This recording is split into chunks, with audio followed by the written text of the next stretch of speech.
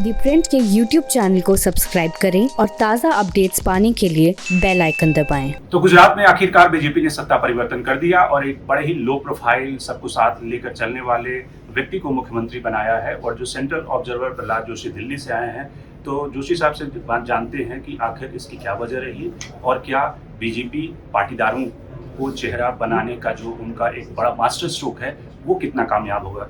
जोशी साहब, बहुत बहुत स्वागत है आपका। ये जो आपने एक बड़े लो प्रोफाइल नेता का चुनाव किया है, तो इसकी वजह क्या थी?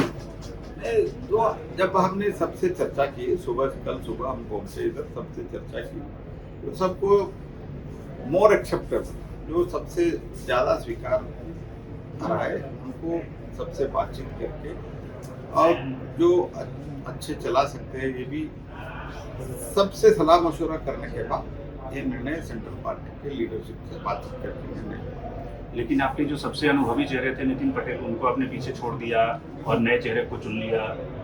ऐसे नहीं होता है जी, जब निर्णय लेने का समय आता है, जब से चर्चा वगैरह करके करते हैं। लेकिन नितिन भाई का भी हो, रूपानी साहब का भी जो अनुभव है, ये अनुभव हम आगे आने वाले दिन में भी हम थोड़ा उसका उपयोग करेंगे।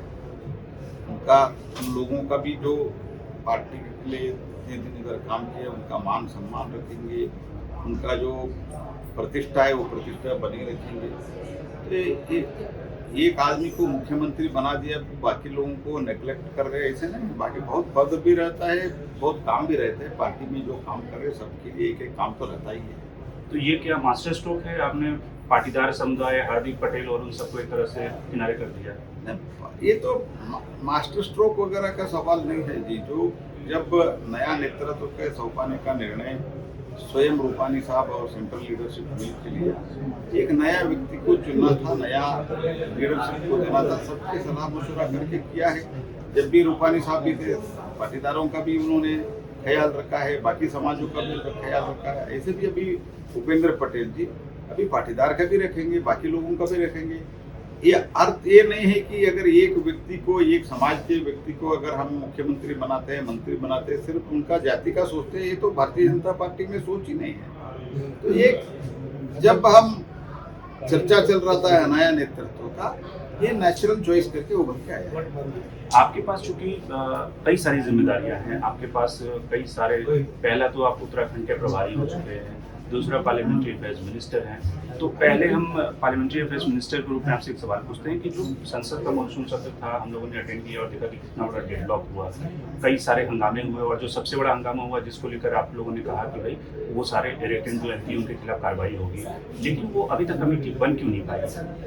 नहीं, ये तो चेयरमैन के प्रेरोगेटिव है, चेयरमैन के मैटर, चेयरमैन के हैसियत द मैटर की चर्चा चल रहा है, कभी भी हो सकता है। हम चेयरमैन से हम तो आग्रह किया है कि ऐसा जो व्यवहार अभी तक पार्लियामेंट के इतिहास में, भारत के पार्लियामेंट के इतिहास में ऐसा नहीं हुआ है। मार्शल को मारपीट करना, मार्शल को मैन हैंडल करना, और जब चेयरमैन साहब नेम करते हैं, बाहर जाना एक प्रक्रिया है।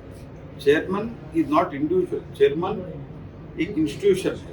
उनका भी बात नहीं माने और अंदर घुसने का कोशिश किया, तब भी उधर एक कर्मचारी को घायल हो गए।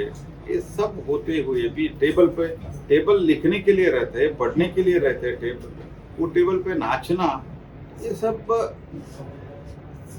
डेमोक्रेसी के लिए बहुत डेंजरस ट्रेंड है। इसलिए हम चेयरमैन से आग्रह किया है, एक कमेटी रचा दी है और इसका ऊपर एक्शन होना चाहिए। बाकी सब बहुत बार हम भी वेल में गए हैं, लेकिन कभी भी ऐसा व्यवहार जब हम विरोध अपोजिशन में थे ऐसे नहीं किया है। कांग्रेस पार्टी, स्पेशली कांग्रेस और को थोड़ा इंट्रोस्पेक्ट करना है। अल्टीमेटली डेमोक्रेसी इस देश में चलना है, तो इसलिए एक्शन तो होना है। ये तो हमारा फर्म, सरकार का firm. But Mallikarjun Kharge has said कि they will not, Congress party and other party will be part of this committee. नहीं, वो जानते हैं क्योंकि he cannot defend। अगर कमेटी में स्वयं खरगे जी आ गए तो भी, और उनके पास बहुत बड़े बड़े वकील लोग हैं, एमपी राज्यसभा से, वो भी अंदर आते हैं तो कमेटी में। ये जो अगर आप एक बार सीसीटीवी कैमरा और राज्यसभा टीवी का अगर क्लिपिंग देखते तो ये समर्थन नहीं कर सकते। तो इसलिए वो डर रहे। तो आप कह रहे हैं कि कार्रवाई तो होगी। कार्रवाई तो होना चाहिए, ये तो हमारा आग्रह है। एक आप उत्तराखंड के नए प्रभारी बने हैं, उत्तराखंड का सामने जो चैलेंज है वहाँ पे कि पार्टी कई गुटों में बटी हुई है। निशंक जी को अपने कैबिनेट से हटा दिया, उनको मुख्यमंत्री बनाया नहीं, आपने 2 मुख्यमंत्री आपको बदलने पड़े, तो कैसे आप सबको साथ लेके चलेंगे और वहाँ पे जीत दिलाएंगे?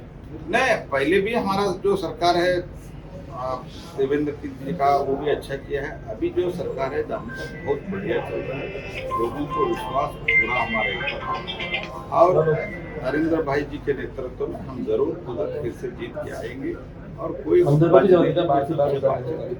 किया सब एक होकर ये चुनाव फिर से जीतने के लिए जो कुछ भी हमको स्ट्रेटेजी करना है, सब ऑलरेडी हमने शुरू किए। कोई बात नहीं। तो कब से आप वहाँ पे कैंप कर रहे हैं और क्या बड़ा मैसेज या कैंपेन शुरू कर रहे हैं? ऐसे जनवरी फरवरी में चुनाव होने का संभावना है। हर सप्ताह में एक आध दिन तो जा रहा हूँ।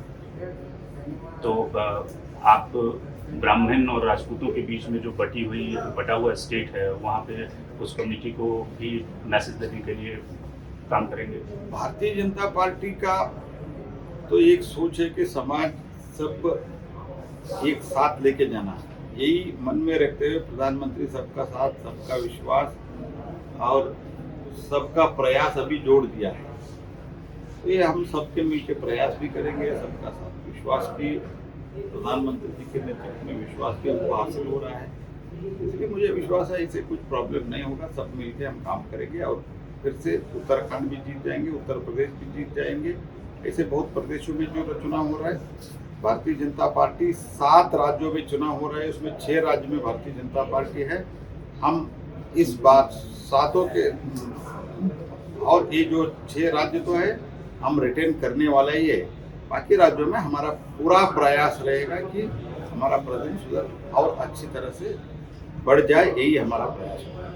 बहुत बहुत शुक्रिया प्रहलाद जोशी का। इनका कहना है कि कोई असंतोष नहीं है और नितिन पटेल चूंकि पुराने नेता है और सबको साथ लेकर चलने की जो बीजेपी की परंपरा है उसके तहत नितिन पटेल को भी बना लिया जाएगा। और वैसे भी जिस तरह से पाटीदार समुदाय को एड्रेस करने की कोशिश की गई है, तो गुजरात में बीजेपी की जीत तय है। शंकर हरिमेश, द प्रिंट, अहमदाबाद।